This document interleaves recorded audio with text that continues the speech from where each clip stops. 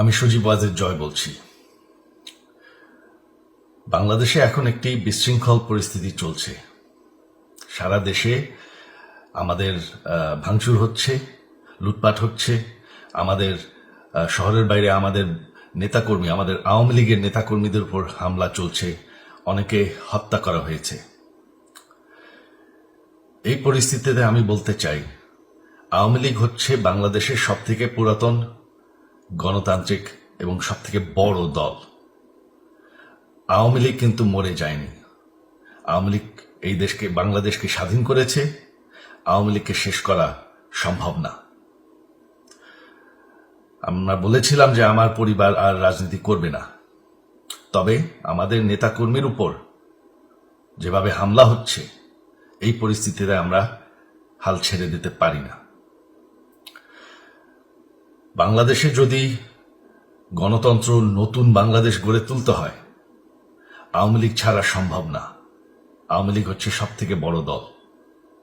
আওয়ামী লীগ কোথাও যাবে না, আওয়ামী লীগ শেষ হয়ে যাবে না, আওয়ামী লীগকে শেষ করা সম্ভব না। আওয়ামী লীগের নেতাকর্মীদের আমি সবাইকে আহ্বান জানাচ্ছি যে আপনারা সাহস নিয়ে দাঁড়ান। আপনারা একা না, আমরা আছি। বঙ্গবন্ধুর পরিবার কোথাও যায়নি, আমরা আপনাদের সাথে আছি। দেশকে, আমাদের নেতাকর্মীদেরকে, আওয়ামী লীগকে রক্ষা করার জন্য যা প্রয়োজন আমরা করতে প্রস্তুত। এই যে আমাদের বর্তমান যারাই আছে ক্ষমতায়, তাদেরকে আমি বলবো যে আমরাও একটি গণতান্ত্রিক, শৃঙ্খল, নিরাপদ বাংলাদেশ চাই, জঙ্গিবাদ মুক্ত।